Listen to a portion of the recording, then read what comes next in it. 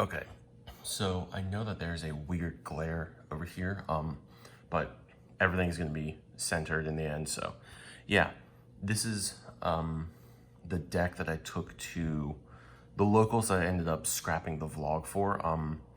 I ended up getting there, and then we didn't have enough people, and then we ended up getting enough people, and then I ended up forgetting to get footage of all the duels. So I just ended up scrapping it because the footage was just, again, like me talking about what happened, and that's not super interesting.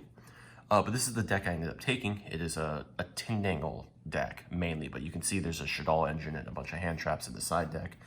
So let's go ahead and jump into the main deck. So first off, we're starting with 2 Tindangle Hound. It's you need to see this card face down, and then if you're able to flip it face up, it can gain attack, and then flip something face down, and then just punch for an extreme amount of damage. When it flips, can be on your side of the field or your opponent's side of the field. It's just a nice big beat stick in case you need some like heavy damage on the field or something. 2 Tindangle Intruder. You actually want to see this in the graveyard. When this is in the graveyard, it can you special summon something in face down defense position. You can special summon this back from the graveyard face down. So a good way to put it there is Foolish Burial, or some Shadal fusion card, but or Shadal Squamata. But like, yeah, you want this in the graveyard so that in your other Tindangle plays you can bring it back. 2 Shadal Beast. The Shadal engine I run is 7 cards, and I was supposed to cut it to 6, but I ended up with a third Shadal fusion in here, C'est la vie. But yeah, this is really just send off Squamata or send off Shadal fusion to draw a card, because with every deck you want as many cards in your hand as possible, but Tindangle, like, especially if you don't have all the cards in your hand, but you have ways to draw cards, you need to draw those cards to get more stuff in your hand. That's just kind of how Tindangle works. 3 Tindangle base Gardna. You need this for Tindangle Trinity. You need this for Acute Cerberus. It's just a good card, and if you have a face down on the field, you can special summon it in defense position and just give yourself another body on the field.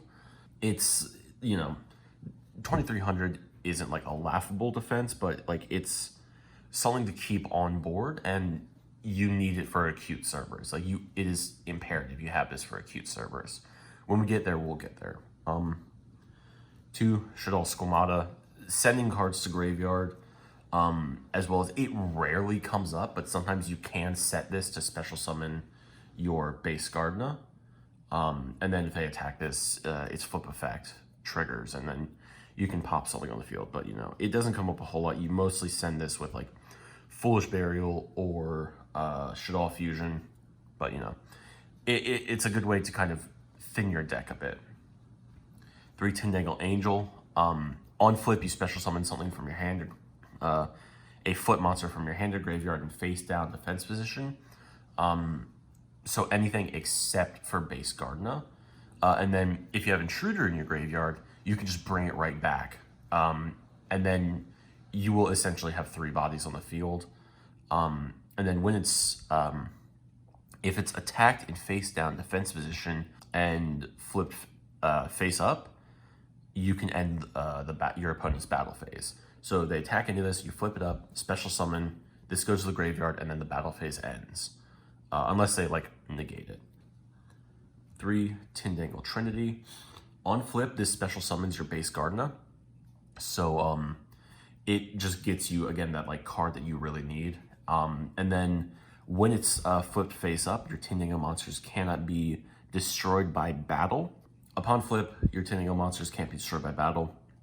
And then if it's used as link material for Acute Cerberus, you get to add a Dragon's End from your deck to your hand, which is like a link equipped card that actually like super helps out Acute Cerberus. So this is like kind of a big piece. This and Angel are kind of like the 2 you want to see in your starting hand. I may do like a test hands video on Dueling Book later if y'all are interested, but this is actually a really important card. 2 Protector, honestly, this card doesn't come up a whole lot. Really, like the only big use for this card is if you like survive your opponent's turn, and then you have this Stairs of Mail and another Tindangle in hand. Set this Stairs of Mail, discard the Tindangle, flip this face up, and then flip up whatever monsters you have. Because on flip, it changes up to 3 face down defense position monsters you control to face up defense position. And then if all the flipped up monsters are Tindangles, you can add that many Tindangle cards from your deck to your hand. So, you know, if this is face down and then you flip it face up, use its effect to flip up like 1 Trinity and then 1 Angel, you would then get to search 2 Tindangle cards, which is actually like, you know, searchers are great and they help the deck, but it's kind of slow is the issue. So again, if you have Stairs of Mail, and when we get there, you'll see why that card's important. But you do kind of either need to survive your opponent's turn or have a good hand to pop its effect. So I don't really use that many of it. I don't think it's that useful, you know? There's kind of too many stipulations for it to be useful. 3 Allure of Darkness. If you couldn't already tell, everything in the deck is a dark monster. So this is just draw power. I considered Pot of Desires, but with the deck, I didn't have enough Intruder or Hound. I only have 2 of each, and you would need to run 3 of each for Pot of Desires to be like usable.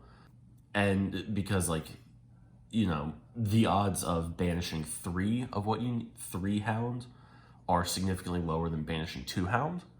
So yeah, I couldn't really justify Pot of Desires, but this is, I would say, equally as good because this isn't a once per turn effect, and there are times where you will Allure of Darkness into another Allure of Darkness and something to banish. So Euler's Circuit, this field spell in tandem with their continuous spell, like absolutely broken.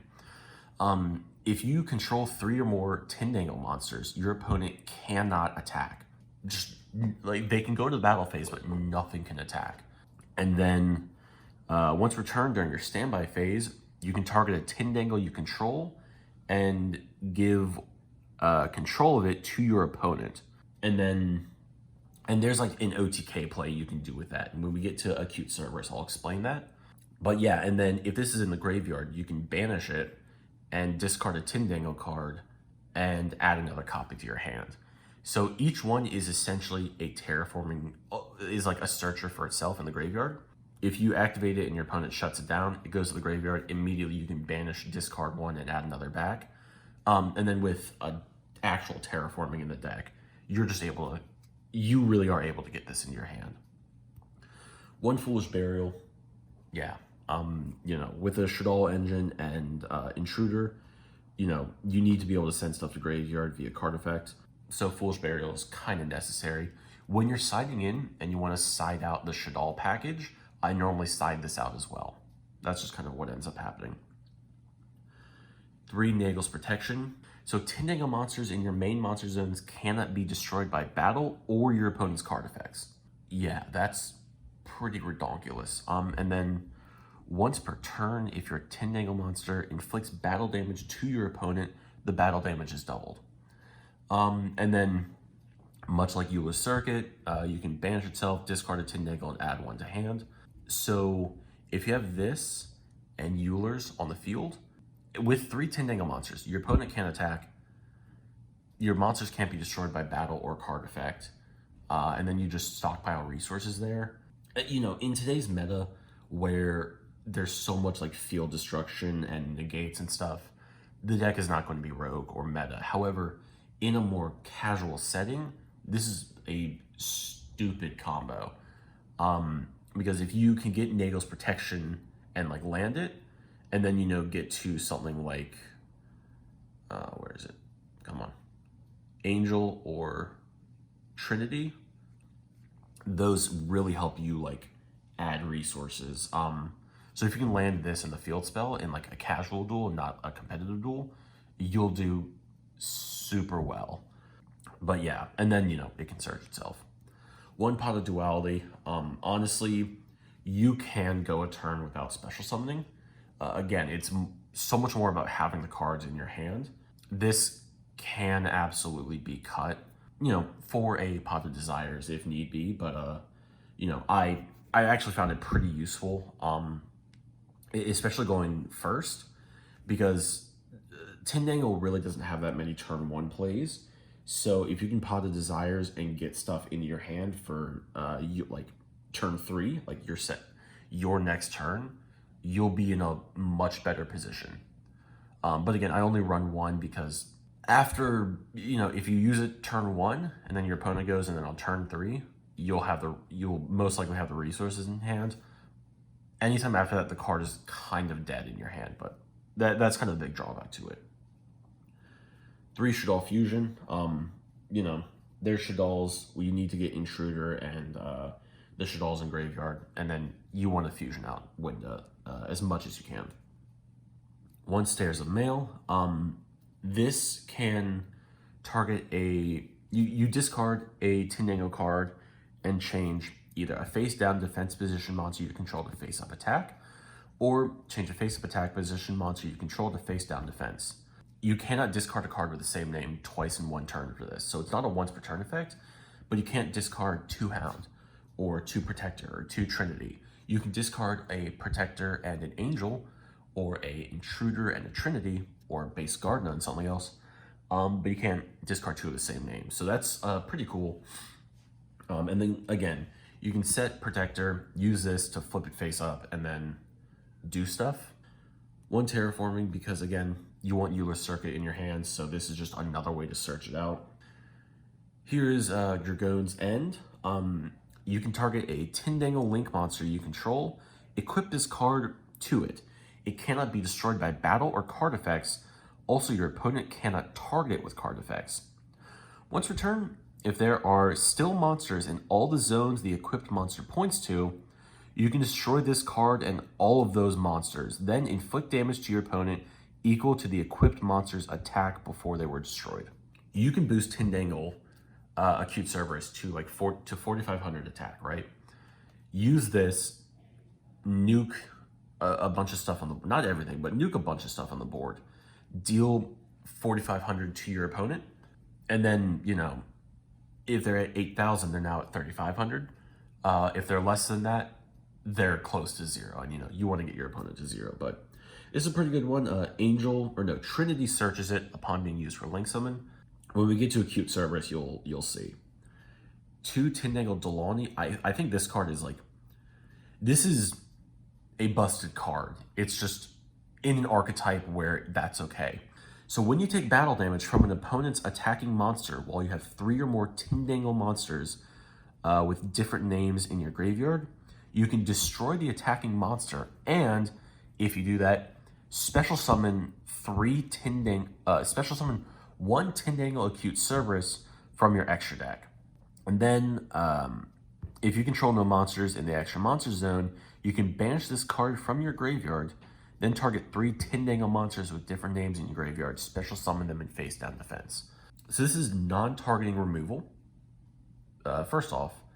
So if you have 3 in your graveyard and your opponent inflicts direct battle damage, you can pop their monster non-targeting and then special summon an Acute Cerberus, and you have the right stuff in your graveyard. Acute Cerberus has 3k attack, and then if you have Nagel's Protection on the field, it won't actually matter. But yeah, and then the next turn when it comes back to you, if Acute Cerberus has been defeated or is off the field, banish it to just bring back 3 Tindangle for free.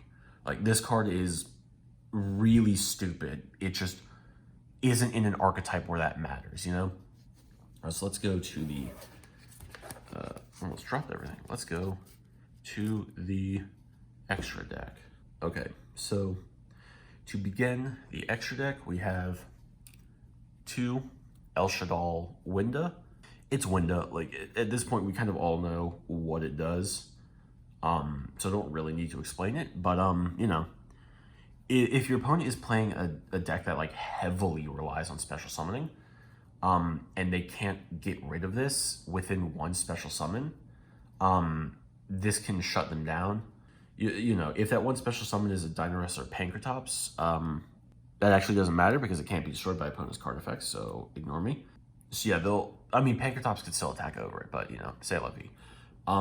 So they essentially have to special summon once and then get over this. Otherwise, you know, which isn't super hard. There's a lot of monster destruction, kaijus, Dragoon, if they hard draw the Red Eyes Fusion, but you know, all the monsters are dark.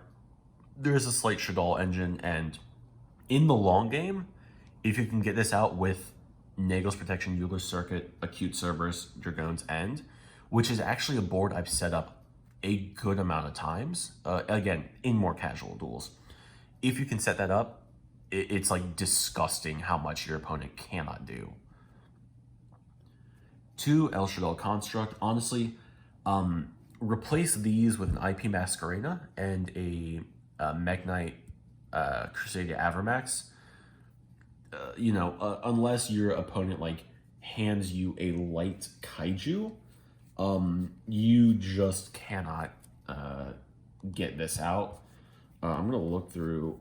Yeah, the extra deck has no light monsters for you to banish or like use on the field. It was just a placeholder, and you know, if people take a look through the extra deck and see Winda and Construct and then just a bunch of Link monsters, they get confused, and I like that confusion. 1 Tornado Dragon. You can also use Abyss Dweller. I didn't have one on hand at the time. So you do actually have 8 level 4s. So, you know, utilize that. Tornado Dragon and Abyss Dweller are, I think, the best options.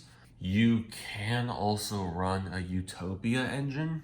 I've tested it out before and it doesn't work. Again, the deck is mostly kind of centered around trying to get to Acute Cerberus. But yeah, Tornado Dragon's not the worst option. IP Masquerena. Yeah, this card, you actually can't use it to get into Acute Cerberus. It would be ridiculous if you could, but, you know, with all we've seen, and we have yet to see Acute Cerberus itself, you know, that would be a little disgusting. However, it's good ways to link climb. Nightmare Cerberus, I'm a pretty big advocate for this card. In Master Rule 5, with all the special summoning to the main monster zones, and especially because Synchro, Fusion, and Xyz can all be summoned to the main monster zones now, this card can actually like pop stuff. It's not going to be your first choice all the time, but it's not a bad option. Nightmare Phoenix, we all know why this is here. This can pop back row. It's super good, and 1900 attack isn't the worst thing on planet Earth. Nightmare Unicorn, send stuff back, like field removal, 2200 attack, and you can go into it with IP Masquerena. So, not a bad card whatsoever. Tindangle Acute Cerberus. It requires 3 Tindangle monsters, hence no Masquerena. Gains 3000 attack if you have 3 or more Tindangle monsters with different names in your graveyard, including Tindangle base Gardena. That is a weird stipulation, but that's so easy to do in this deck. You almost never get this card out with 0 attack. There's 3 base Gardena in the deck. The Searchers, you should be searching them out if you don't see it. With the draw power cards, you know, Pot of Duality and Allure of Darkness, you are going to see base Gardena. If you don't see it, you need to scoop on your second turn. Second or third turn. You can survive a bit without it, but say la vie. So that's actually a really easy stipulation to do. Don't fret about that. And then, let's see. At the end of the battle phase, if this card declared an attack, it just needs to declare an attack. That attack can be negated as long as the declaration happens. If this card declared an attack, you can special summon 1 Tindangle token. This, plus Euler's Circuit and Nagel's Protection, and 1 other Tindangle monster on the field, go into battle phase, declare an attack, and then you can just end the battle phase there. Special summon 1 Tindangle token, your opponent cannot attack. you know, if they pop the Euler circuit, you can take damage, but Nagel's protection protects from, you know, them being destroyed. Again, like the deck takes a lot of setup, but if you're able to pull it off, like it's 100% worth it because it is very oppressive in the long game. It's just the meta right now doesn't really allow for a long game to happen. Otherwise, you know, in a casual sense, the deck is very good. Borreload Dragon, Borreload Dragon, Borrelsword Dragon, Borrelsword Dragon, Saryuja Skull Dread. More special summoning, draw power, attack and defense gain. That's pretty much it. Also, I just like the card art. I think it's neat. Doppologic Zeraboros. With the errata, the card got a lot better. I wouldn't necessarily say it's like tier 0 or anything, but you know, with all the banishing, really this deck only banishes with Tindangle, Delani, Nagel's Protection, Euler Circuit, Allure of Darkness. So with those banishments as well as its own banish effect, it can get to some decent attack. Not like, you know, 6,000 like other decks can get it to, but you know, it can do good stuff. And then, you know, it's just a nice card. And you know, you won't always go into it. You will probably never go into it, but it gets you to that 15 card extra deck. So let's go to the side deck. And here we have 3 Ash Blossom and Joyous Spring. It's like a phenomenal hand trap, so we don't need to discuss why it's here. Cosmic Cyclone is for back row removal. It's Mystic Mine, Subterra Final Battle, Golden Lands, and Elixirs. Because while the effects can pop off, you want those banished. You know, just good removal. And then, you know, if you get out Zeraboros, it gains attack. 3-dimensional barrier. I will swear by this card as a side deck option until Master Rule 5 ends. If you go first, you in game 2 and you set this, and then you call the right call. You know, if you call Synchro against Adamancipator, you can effectively shut them down. If you call Fusion against Invoked, same story. If you call Pendulum against Triff, he just rage quits. Like, I will swear by this card as a side deck option. Solemn Judgment, yeah, you know, old man says no. Solemn Strike, old man says no, but with less pay. These are just negations and kind of ways to slow your opponent down. That's kind of, the side deck here is built to just slow your opponent down. Anyways, that is the I guess Shaddoll Tindangle. This is the Tindangle deck profile. Hope you guys enjoyed. Let me know what your thoughts on the deck are. I really do love this archetype. Like when I first got into like more competitive stuff. Sorry, I'm reorganizing my extra deck because I'm anal like that. When I first got, you know, like back into Yu-Gi-Oh! And started like doing more competitive, I guess. My first 2 decks in order were DDD and then Tindangle. So the archetype just kind of like holds a special spot in my heart. But yeah, let me know whatever y'all think about the deck. It was so much fun to play. And yeah, since the video isn't coming out in locals, I lost 2 and got 1 bye. So technically I went like, I like to say I went X2. But one of the duels I lost against was my own Infernoid Subterra deck. I let someone there borrow my the deck, and he 2-0'd me. And then the other match I went up against was Adamancipator, which, c'est la vie. But yeah, thank you guys so much for watching. Let me know what y'all think of the deck, and like, comment, subscribe, all that fun stuff, and you know, I'll see y'all next time.